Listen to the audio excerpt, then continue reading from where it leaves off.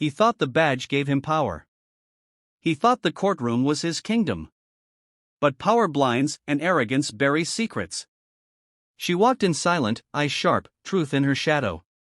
By the time he realized who she was, it was already too late.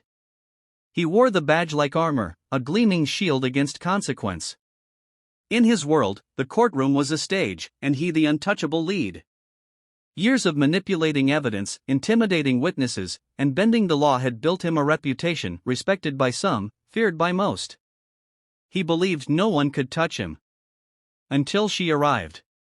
She was unassuming at first glance, quiet, composed, a face he didn't recognize. But there was something in her eyes. Not fear. Not awe. Just calm certainty, like someone who already knew how the story would end. He glanced at her name on the witness list and felt the first twinge of unease. It was a name buried deep in his past, attached to a case that never made it to trial, a case he'd ensured disappeared. He remembered her sister now. And he remembered what he'd done. The courtroom suddenly felt colder. As she took the stand, she didn't raise her voice. She didn't need to. Her words were sharp, deliberate, backed by evidence no one was supposed to have. Photographs. Recordings. A journal. All tied back to him. The jury watched in stunned silence. His defense crumbled. His confidence cracked. For years, he thought the badge made him invincible. That justice was something he could twist, shape, or bury.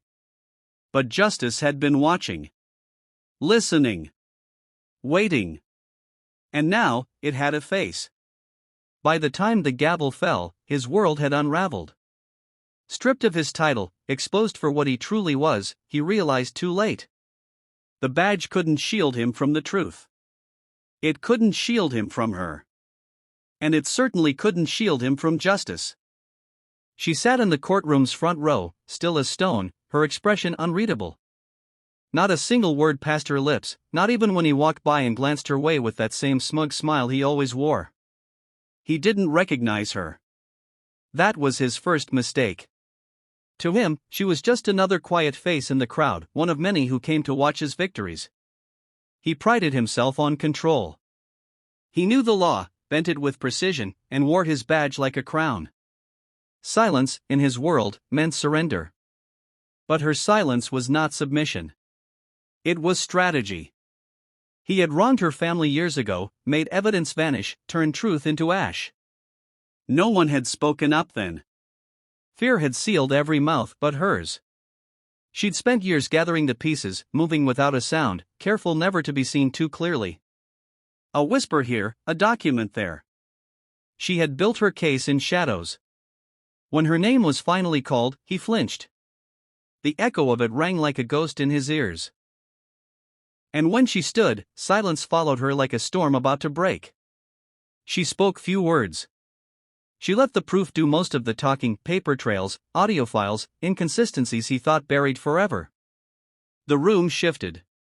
His team faltered. The badge on his chest felt heavier by the second. He'd underestimated her.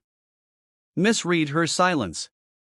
By the end of the day, the courtroom was no longer his. She never raised her voice, never asked for sympathy. She didn't have to. Her silence had been a weapon, and he had walked right into it. Because when justice comes without a sound, it hits the loudest. He'd faced hundreds of witnesses, thousands of testimonies. Most broke under pressure. Some lied, some cried, and a few tried to stand tall. But none unnerved him until her. She took the stand with quiet confidence, no nerves, no flinch. Just sharp eyes that met his like she'd already read every page of his script. She wasn't there to argue. She was there to unravel. He began his usual routine, control the narrative, poke holes, discredit the witness. But her answers came calm, measured, with no hesitation. When he pressed harder, she didn't waver. When he twisted her words, she corrected them without emotion. There was no fear in her voice. Only clarity. He didn't know she'd spent years studying liars, people like him. Experts had taught her to read micro-expressions, vocal shifts, gestures no one notices. And when she looked at him, she saw everything, every tic, every mask he wore, every lie he thought he'd hidden. She laid out her testimony with surgical precision, exposing timelines that didn't match, revealing omissions that couldn't be ignored. She didn't accuse him directly, she didn't have to. Her words planted seeds of doubt, and her eyes told the jury what they needed to know: he was lying. His reputation began to crack. He tried to smile. She didn't blink. He tried to redirect. She brought it back, every time, effortlessly. By the end, the courtroom was no longer under his control. The jury wasn't looking at him, they were watching her, believing her. He built his power on deception. But the woman who saw through lies had walked straight into his world and shattered it with the truth. And no matter how polished his story was, it couldn't survive under her gaze. They called her the intuition. Not officially, of course. In court documents, she was just another analyst, another expert witness. But behind closed doors, everyone whispered about her uncanny ability, how she always knew when someone was hiding something. He scoffed at the rumors. A veteran detective with years of courtroom experience, he danced around the truth more times than he could count. His badge gave him power. His charm gave him cover. And when things got messy, he made the evidence disappear. Until her. She didn't ask many questions. She didn't accuse. She simply listened closely. She watched the way his fingers tapped the table, how his eyes moved just a beat too fast, how his voice faltered on one word in particular: innocent. And just like that, she began to unwind the story he'd so carefully built. Her testimony was chilling in its calm. She pointed out inconsistencies no one else had caught, questioned the timing of reports, and highlighted body language that told a different story than his words. She saw what others couldn't or wouldn't. The defense tried to shake her. They failed. The jury leaned forward. The judge took notes. He began to sweat. This wasn't about evidence alone. It was about instinct. About that unseen force that sits in the gut and whispers, something's wrong. He'd hidden behind procedure for years. But justice, this time, wasn't bound by rules and paperwork. It had eyes. It had intuition. And it had her. When the verdict was read, he didn't even look up.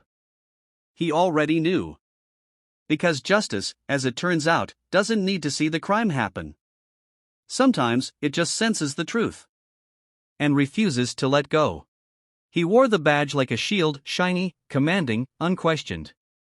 It opened doors, silenced doubt, and gave him the illusion of righteousness. He spoke with authority, walked with power, and wielded the law like a weapon. To most, he was the protector. To her, he was the reason her sister never came home. She wore no uniform. No rank. Just quiet determination and eyes that had seen too much. Where he had the badge, she had the truth, and truth, though quieter, never blinks. For years, he buried what happened that night. A botched investigation, they called it. Evidence misplaced. Witnesses recanted. Case closed. But she never believed the official story. And unlike him, she wasn't bound by protocol. She had nothing to lose. While he climbed the ranks, she dug through the past. Files. Statements. Backdoor records.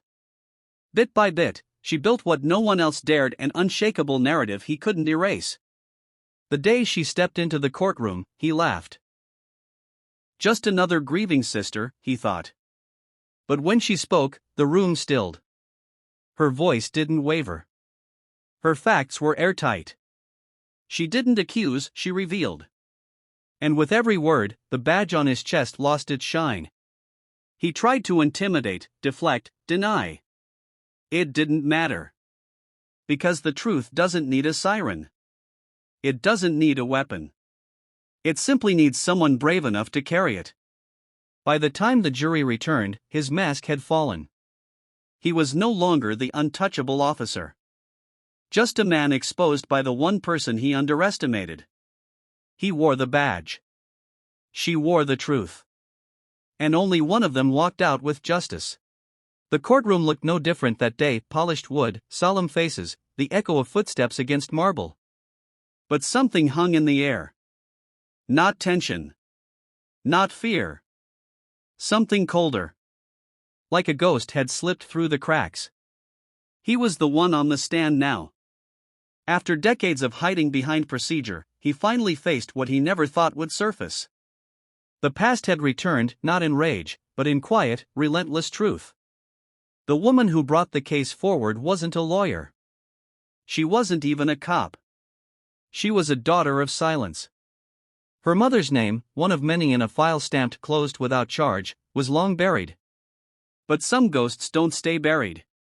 She had found the gaps: years of unreported calls, altered reports, missing evidence. She followed them like a trail of bones, each one pointing to the same man. The one who now sat in that courtroom, trying to explain away decades of hidden crimes. He blamed memory, procedure, politics.